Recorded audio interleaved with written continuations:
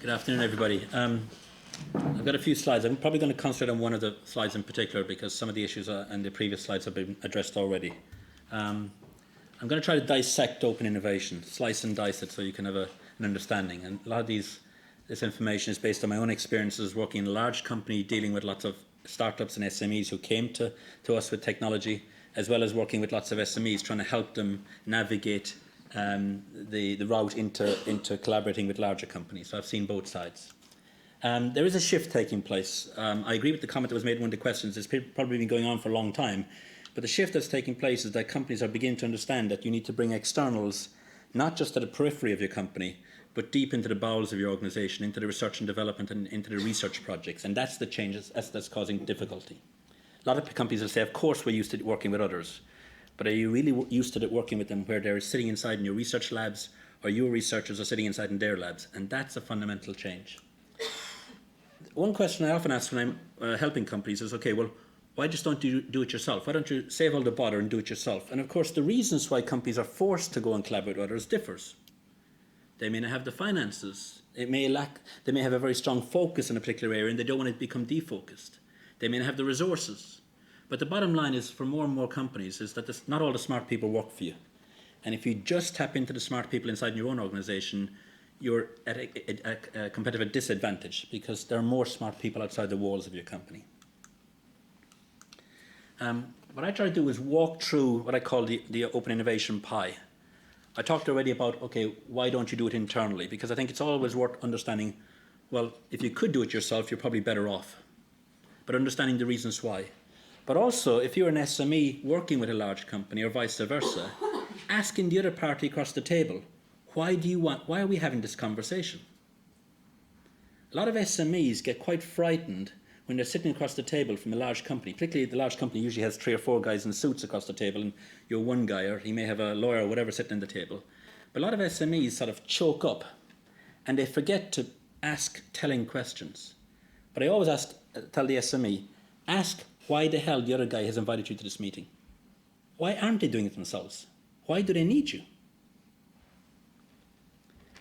The second thing I often ask when we're trying to get an open innovation project started is, why have you selected this external? Because there's a range of external parties out there with whom you can collaborate. We heard about universities, we heard about spin-outs, we heard about research institutes. But for different companies, they will have a preferred partner. One example I give, Hewlett-Packard, I know some of the people in that organisation, and their open innovation, when they talk about that, they often talk about universities. They have a large research budget which they give out to 20 or 30 leading universities around the world, very much controlling and working with them closely. So their preferred innovation partner when it comes to research is universities. For other companies, it might be the end users. Dell's Idea Storm, as an example of a computer company reaching out to the users of their products and saying, we'll tap into them. But you need to understand that there's more than one external entity out there.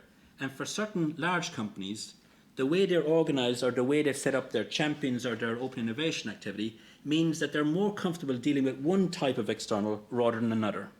And of course, if you're that preferred, you have an advantage. But if you're not that preferred type of entity, you have a hurdle to overcome. How are you going to link to the externals? Are you going to walk up to the door, knock on the door and say, hello, I'm Donal, I'm here to talk to you? Are you going to tap into some of the competitions we talked about? Are you going to respond to a call? Are you going to go on their website? Are you going to use a dating service, a bit like the thing we talked about with 9 Sigma, Centif, and some of these services that help the person with the problem and the person with the solution link together? But again, there are a variety of ways at which you're going to connect the two parties together. And some models will suit you more than others. We talked about the competition. And I've done a lot of research on these competitions. And those numbers are not that uncommon, where you have hundreds, if not thousands of people applying, and then the company picking 1 or 2 winners. It means that hundreds of thousands of people don't win. And my question would be, well, at the big company, what did you do with the people you said no to? Did you just say no? Sorry, we don't like your idea? Did you say, we don't like your idea, but by the way, we know somebody who might be interested in your idea?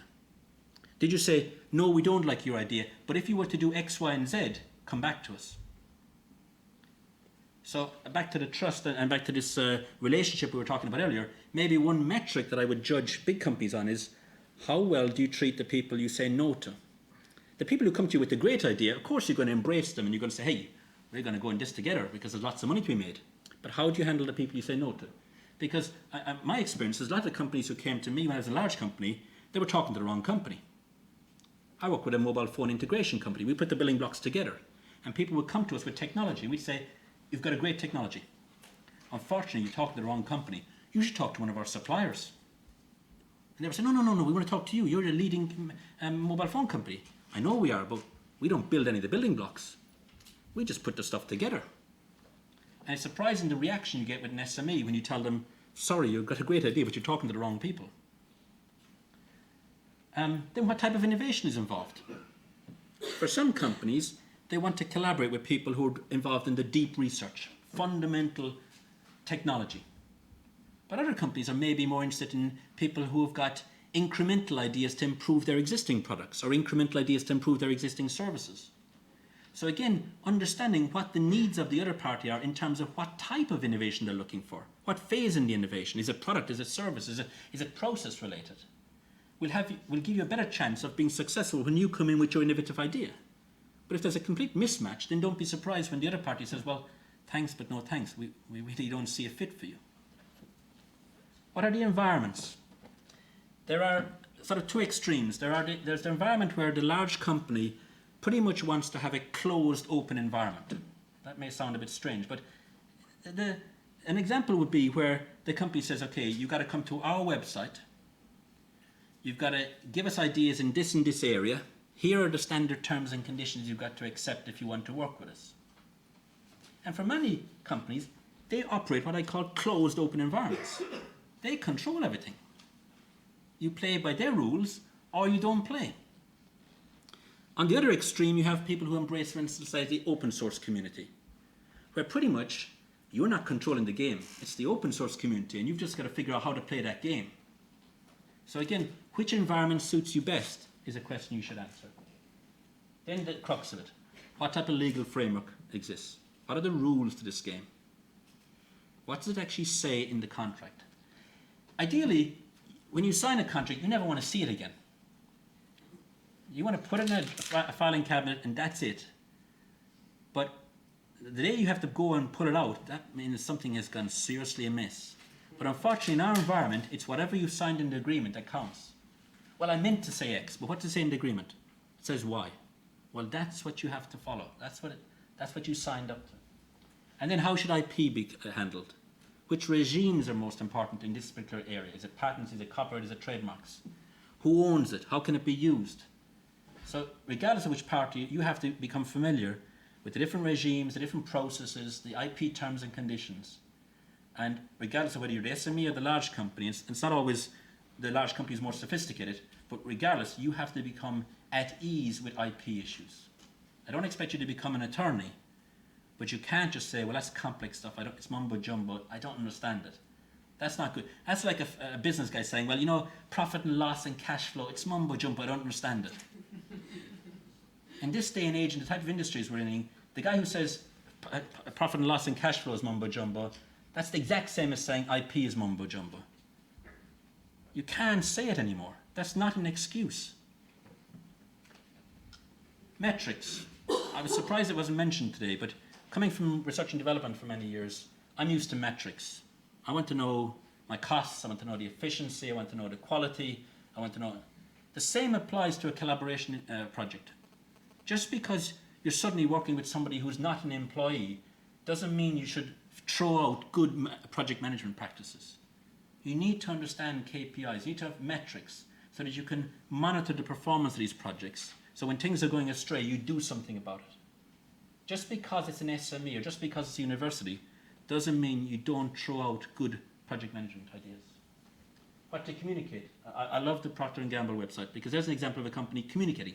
We are open for business as far as open innovation. So you have to have a communication strategy if you decide to embrace open innovation. You've got to tell people. It's no good saying, we'll keep it secret. Well, then surprise nobody will come to your door. You need to understand the challenges and how to succeed. There are a lot of misunderstandings. The three biggest I see is some people think open is open to everybody. Not true. Some people think open is free. It's not true. Open innovation can cost you. The biggest one I see is open innovation means it's an IP-free zone. Not true. The keys to success, regardless of whether you're the big company or the small company, is have an IP strategy. It's an open innovation strategy. It needs to start at the top. The leaders have to embrace it as well. Yes, it's all very well having the guys, the skunk trucks fighting, but if eventually the senior management have to say, yes, we buy into this, we accept these type of projects. Scan and scout, that was mentioned quite a lot today by both Unilever and Procter & Gamble. You have to look. You have to have people internally that go outside and look.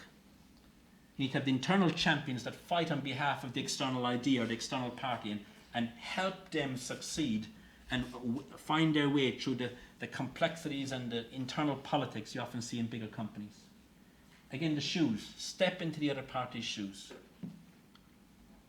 Because no two companies are alike. We used to do something in Texas when I was there. When we had a small company, we'd obviously put our agreements in front of them. And you'd be surprised how many startups would take out a pen and sign it. And we'd say, you can't sign it. What do you mean? You haven't read it yet. We want you to read it. We want you to read it in front of us. And every time you come to something that you don't understand, you tell us, and we'll explain it to you. But I don't want you to sign something. If you're really going to be a partner of ours, I don't want you to sign something if you come along later on and say, I hadn't a clue what I signed. So we'd have to actually sit there in silence. Now, for an Irish guy, keeping silent in a meeting room is tough. Thinking, okay, read it, come on, read it faster. Can't handle it. It's pressure. But step into their shoes. You have to train them. Many large companies, I think, have the requirement to train the small guys about IP, because smaller companies are unlikely to have their own IP professionals on board. Your internal processes have to be tweaked and adapted if you're going to succeed with open innovation, because they've been designed assuming that all of the innovation happened internally. Back to the legal and IP. Get your legal and IP guys in the room early in the process. If you start the collaboration project with another party and bring in your legal guy or IP guy months afterwards, he'll be the guy who says no. Because he doesn't know what's been happening, he doesn't know what's being talked about. His first reaction is to reduce the risks. Whereas if you bring him involved day one and say, okay, here's what we're trying to do, here's the other party, can we put some sort of legal framework around this to make sure we both win? Your legal guy and your IP guy will be a partner for you, as opposed to the guy who says no. And last but not least, as I mentioned earlier, don't forget the basics of good project management. That was me with a strong Irish accent.